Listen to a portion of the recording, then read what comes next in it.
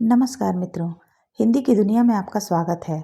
आज हम सुनेंगे हिंदी की सबसे लोकप्रिय लेखिकाओं में से एक मृदुला गर्ग जी की कहानी हरिबिंदी। आंख खुलते ही आदतन नज़र सबसे पहले कलाई पर बंधी घड़ी पर गई। सिर्फ 6:30 बजे थे। उसने फौरन दोबारा कसकर आंखें बंद कर लीं और इंतजार करने लगी कि अब पलंग चरमराएगा और आवाज़ आएगी, उठना नहीं है क्या? पर जब कुछ देर चुप्पी बनी रही तो आंखें खोलकर देखा, बिस्तर पर वह अकेली है। अरे हाँ, रात ही तो राजन दिल्ली गया है, याद ही नहीं रहा। तो अब उठने की कोई जल्दी नहीं है। उसने ढेर सारी हवा गालों में भरकर एक लंबी सांस छोड़ी और पूरे बिस्तर पर लोट लगाया गई। दूसरे सिरे पर जाकर मुंह पर बाँह रखकर लेटी तो कानों में घड़ी की टिक टिक बज उठी। वह मुस्कुरा दी। उसे कलाई पर घड़ी बांधकर सोने की आदत है। रोज राजन चिढ़कर कहता है, यह क्या सारी रात कान के पास टिक टिक होती रहती है, इसे उतारो ना। उसने मुंह पर से बाँह हटा ली, तकियां खींचकर पेट के नीचे दबा लिया और लंबे चौड़े पलंग पर बाहें फैलाकर औंधी लेट गई। ओह, सुबह देर तक सोने में कितना आनंद आता है। राजन होता है तो सुबह 6 साढ़े 6 बजे से ही खटर पटर शुरू हो जाती है। चाय नाश्ते की तैयारी, दोपहर का खाना साथ में और 8 बजे राजन दफ्तर के लिए रवाना। न जाने राजन को जल्दी उठने का क्या मर्ज है। खैर, आज वह स्वतंत्र है, जो चाहे करे। उसने शरीर को ढीला छोड़ दिया और दोबारा सोने की तैयारी करने लगी। फिर आँख खुली तो 8:30 बज चुके थे। उसने एक प्याला चाय बनाई और खिड़की का पर्दा हटाकर झांकने लगी। दूर तक धुंध छाई थी।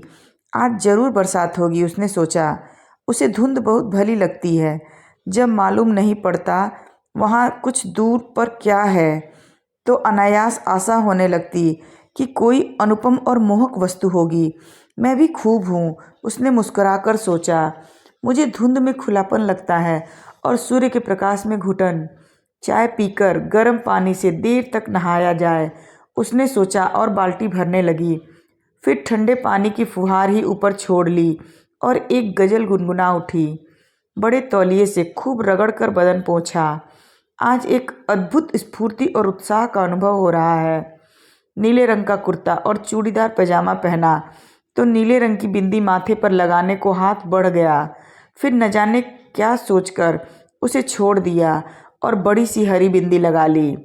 राजन होता तो कहता, नीले पर हरा, क्या तुक है। उसने दर्पण पे दिख रही अपनी प्रतिछाया को जवान निकालकर चिढ़ा दिया। कहा, तुक की क्या तुक है, और खिलखिलाकर हंस पड़ी।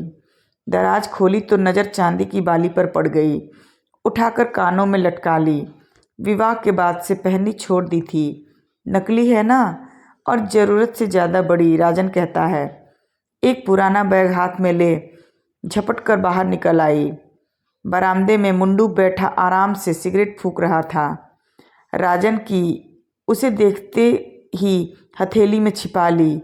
बड़ी संजीदगी से बोला, खाना क्या बनाऊं? कुछ नहीं, उसने कहा। नहीं खाएंगे, तुम्हारी छुट्टी। मुंडू की घबराई सूरत देखकर हंस पड़ी और बोली, मेरा मतलब जो तुम्हें अच्छा लगे बना लो। तुम्हें ही खाना है, चाहे खाओ चाहे छुट्टी मनाओ। बिना यह चिंता किए कि ठीक कहाँ जाएगी या क्या करेगी, वह सड़क पर कुछ दूर चलती गई। बस इतना जानती है कि आज का दिन यूं ही नहीं जाने देगी। कुछ तय करने से पहले बारिश शुरू हो गई। उसने कुछ दूर भागकर टैक्सी को आवाज़ लगाई और भीतर घुसकर सोचने लगी, जब टैक्सी ली है तो कहीं न कहीं जाने को कहना पड़ेगा। जहांगीर आर्ट गैलरी, उसने जो सबसे पहले मुंह में आया कह दिया। गैलरी में किसी आधुनिक चित्रकार की प्रदर्शनी हो रही थी। विशेष कुछ समझ में नहीं आया, पर आनंद अवश्य आया। आज कुछ भी करने में आनंद आ रहा है। एक चित्र के आगे वह काफ़ी देर खड़ी रही। देखा, पूरे कैनवस पर रंग बिरंगी रेखाएं इधर उधर दौड़ी चली जा रही हैं। अरे, उसने सोचा, यह तो बिल्कुल मेरे कुर्ते की तरह है।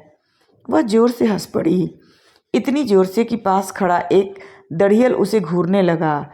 कहीं यही तो चित्रकार नहीं है? बेचारा, जरूर चित्र अत्यंत त्रासद रहा होगा। उसने चेहरा गंभीर बनाया और दढ़ियल के पास जाकर विनम्रता से कहा, सॉरी। और बाहर निकल गई।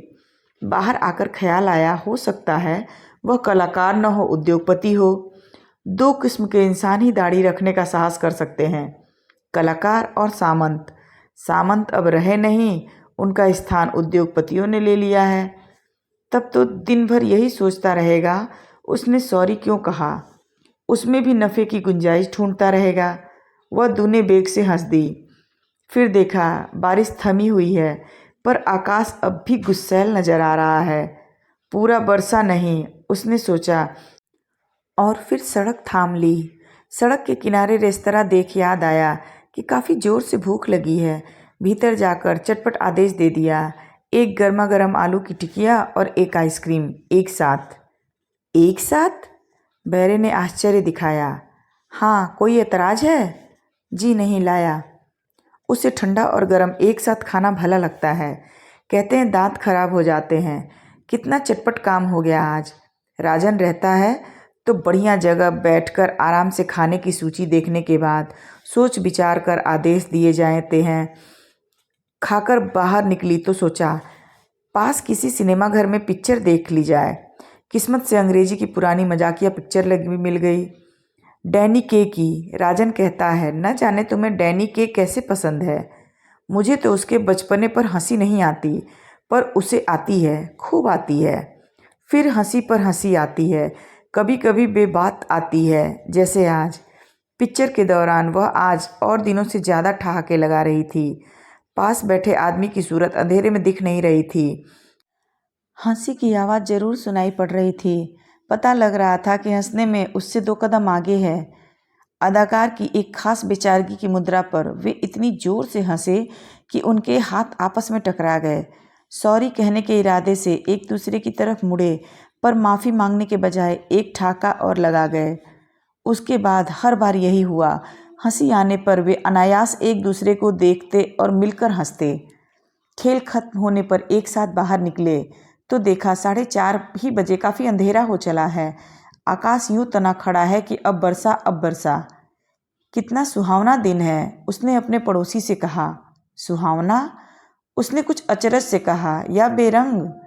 हाँ, कितना सुहावना बेरंग दिन है। वह हंस पड़ा। समझता हूँ, सूरज यहाँ रोज निकलता है, पर धुंध कभी कभी होती है। 8 महीने में आज पहली बार। अब मानसून शुरू हो जाएगी। हाँ, आज खूब बरसेगा, उसने कहा।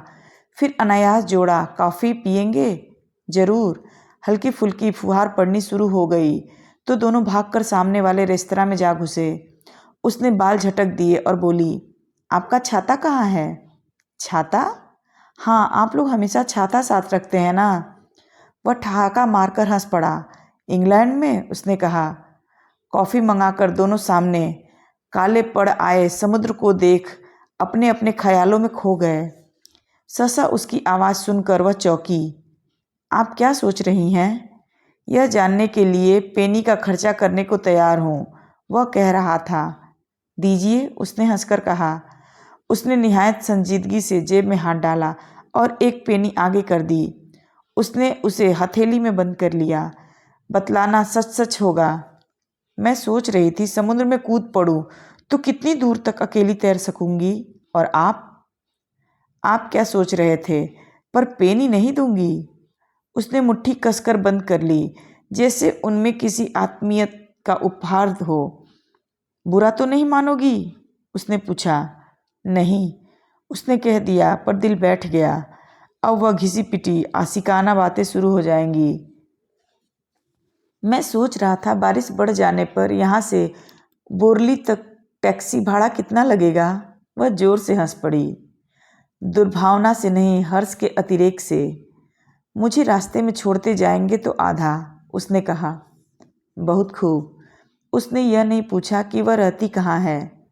उसे लगा जीवन में पहली बार ऐसे इंसान के साथ बैठी है जो यह जानना नहीं चाहता कि उसके पति हैं या नहीं, और हैं तो क्या काम करते हैं। समुद्र के जल पर गिरती वर्षा की बूंदें कितनी अच्छी लगती हैं, उसने कहा। हाँ। कुछ देर दोनों चुप रहे। प्रशांत महासागर पर जब जहाज जाता है तो उसके अग्रभाग से चिरता जल चांदी की तरह चमकने लगता है, अतिथि ने कहा। क्यों? शायद फोन्स फॉरेंसिस के कारण आपने कभी नहीं देखा? नहीं, मौका मिले तो देखिएगा। आप बहुत घूमे हैं? उसने हल्की ईर्ष्या के साथ पूछा। बहुत, वह याद करके मुस्कुरा रहा था। सबसे अच्छी जगह कौन सी लगी? जब जहाँ हुआ। वह हिचकिचाहट के साथ मुस्कुराया। पता नहीं वह समझे या ना समझे। वह हामी में सिर हिलाकर मुस्कुरा दी। उसने देखा कॉफ़ी खत्म हो चली है और बेरा बिल लेकर आ गया है। बाहर वर्षा थमने लगी, धुंध भी छंट रही है। नहीं, धुआंधार नहीं बरसेगा। वह संकेत झूठा निकला। अब धुंध हट जाएगी और वही तेज प्रकाश वाला सूर्य निकल आएगा। बिल आने पर उसने उठा लिया, कहा, न्योता मेरा था। अतिथि ने बहस नहीं की। शुक्र है, उसने सोचा, पैसे देने की जिद करने लगता तो सब कुछ बिखर जाता। टैक्सी लेकर चले थे कि घर आ गया।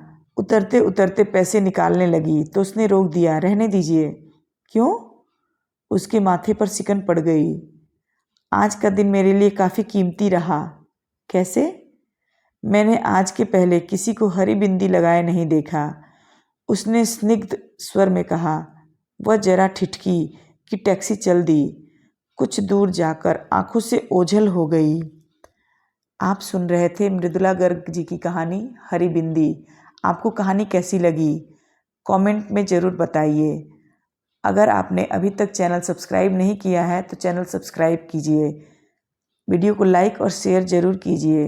मिलते हैं एक नई कहानी के साथ। धन्यवाद। आपका दिन शुभ और रात्रि मंगलमय हो।